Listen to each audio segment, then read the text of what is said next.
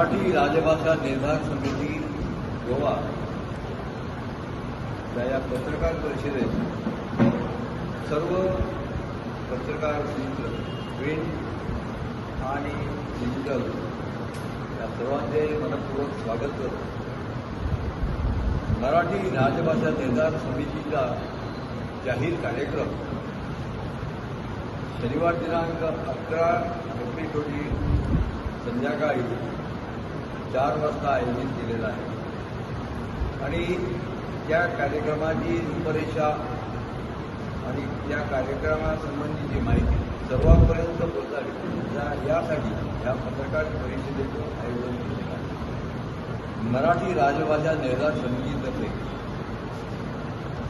जनजागृती व्हावी, मराठी माणसातील मराठी प्रेम जागृत व्हावं यासाठी समितीतर्फे अनेक कार्यक्रम हाती घेण्यात आले आहेत. त्यात 7-8 युवा मेळावे, 15-16 मातृ मेळावे, 18 प्रखंडातील 6 प्रखंडासाठी 11 एप्रिलची ही जाहीर सभा होणार आहे आणि या सभेत मराठी मन जागृत करण्यासाठी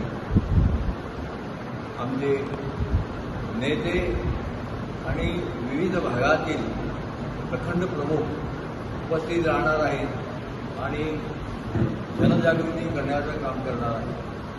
मराठीला राजभाषेचं स्थान मिळावं यासाठी ही जागृती आणि मोठ्या संख्येने सरकारला समजावं की बाबा किती जणांना मराठी राजभाषा झालेली पाहिजे आहे समजावं यासाठी हे आमचे प्रयत्न आहेत आणि त्यासाठी सर्वांनी मोठ्या संख्येने उपस्थित राहावं. आम्हाला माहीत आहे उत्तर गोव्यात बहुतेक करून सगळे मराठी प्रेमी आहेत.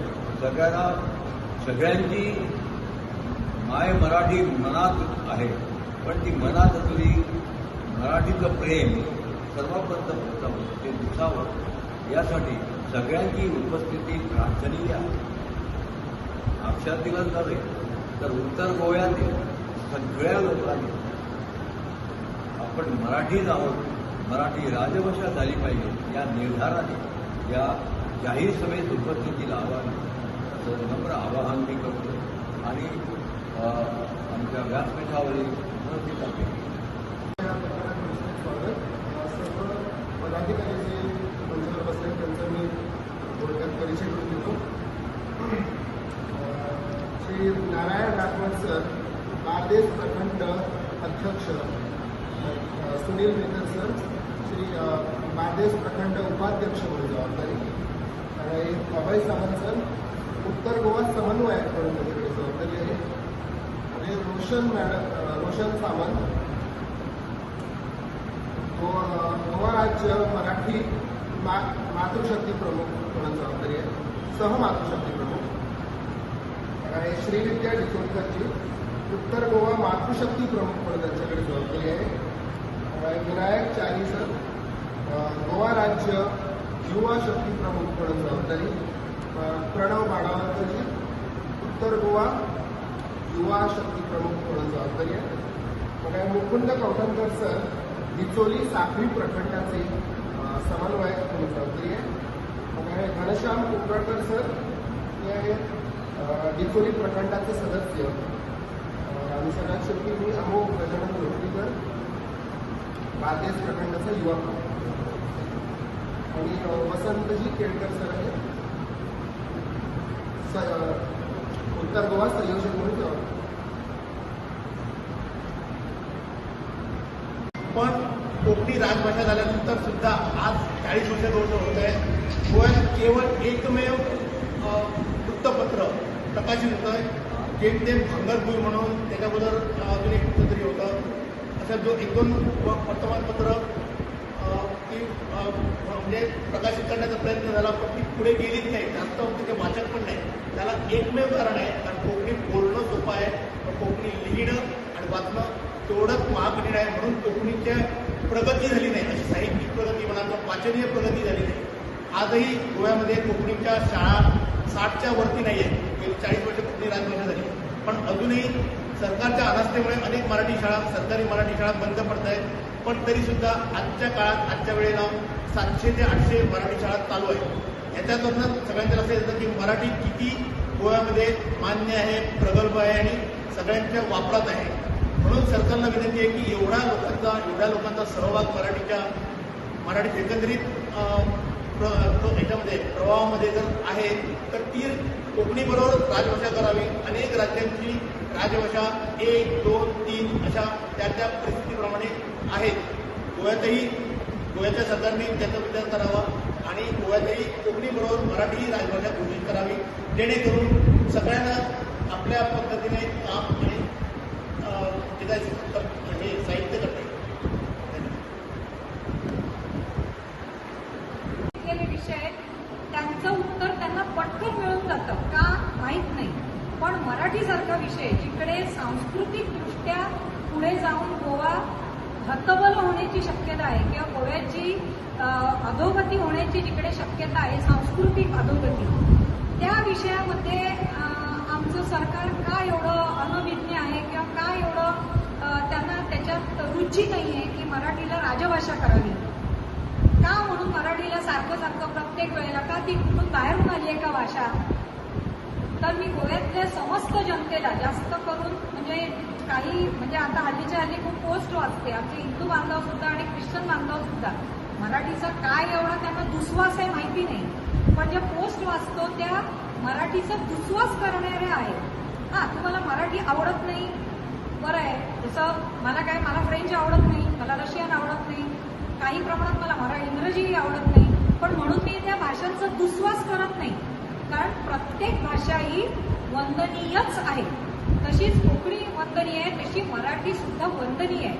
माझं गोव्यातल्या समस्त जनतेला आव्हान आहे की कृपया करून भाषेचा उच्चार दुस्वास करू नका. तुम्हाला ती मान्य नाही, तुम्हाला ती आवडत नाही, बरं आहे, पण आवड आणि निवड ह्याच्यावर आपला गोवा चालणार नाहीये. सांस्कृतिकदृष्ट्या जर आपल्याला गोव्याची अधोगती थांबवायची असेल तर आपल्याला कोकणी बरोबर मराठीची 100% आवश्यकता आहेच आहे. कारण आपली सगळं 90 ते 95% साहित्य आपलं मराठीत आहे.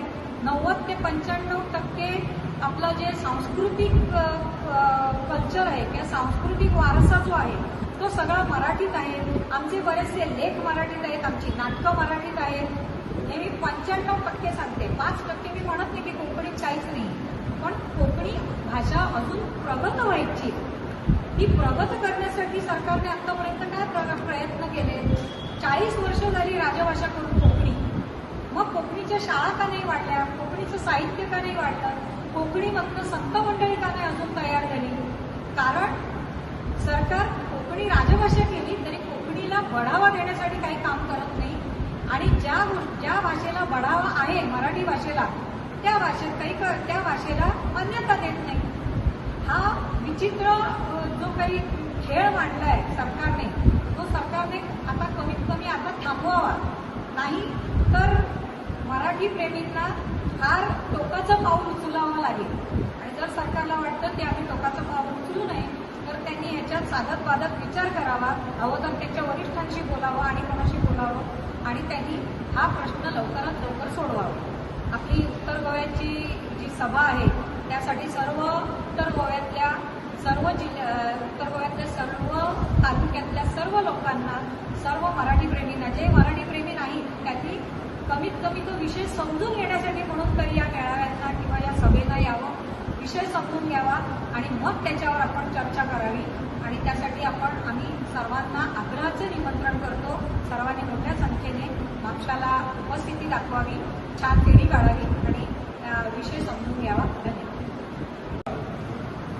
3:30 वाजता एकत्रीकरण होणार आणि या एकत्रीकरणाच्या माध्यमातून एक साधारणतः टॅक्सी स्टँड जो आहे त्यापासून ते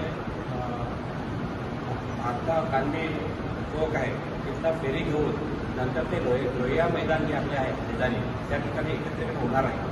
आणि हा कार्यक्रम त्याचा उत्तर गोमंतक असा म्हणून आपण घेतो आहे. आणि या कार्यक्रमाला साधारणतः बिचोली, साखळी, म्हापसा, हळदोळे आणि बारदेस सगळा परिसर याला आकर्षित आहे.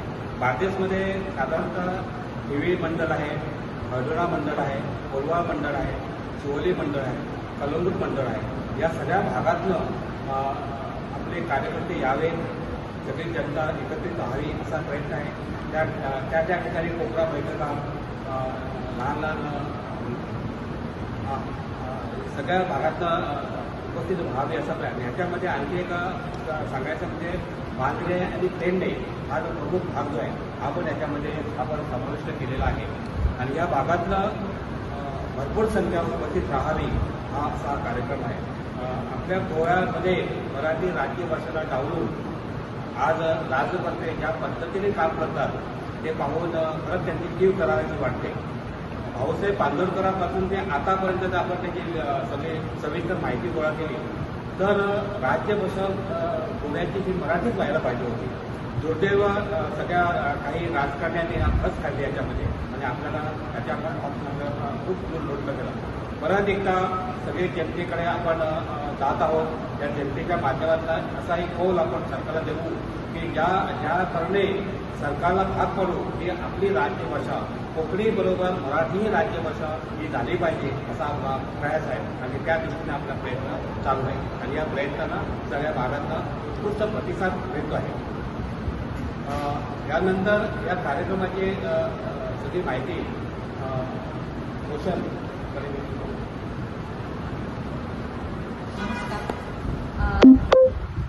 तर गोव्याचा जो मेळावा आहे त्याची माहिती एकच सरांनी दिली आहे. थोडीशी पार्श्वभूमी सांगावीशी वाटते की हे सगळा एवढा प्रपंच कशासाठी चाललाय.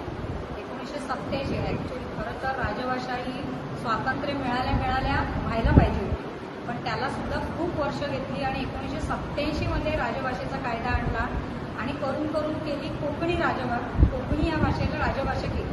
कोकणी राजभाषा केली याच्याबद्दल आमचं काही म्हणणं नाही, पण त्यावेळेला सुद्धा कोकणीची आणि मराठीची जर तुलना करायची झाली तर कशी करता येईल की कोकणीतल्या शाळा कमी, कोकणीचं वर्तमानपत्र नाही, कोकणी फक्त बोलली जाते, त्याचं वाङ्मय नाही, त्याचं साहित्य नाही.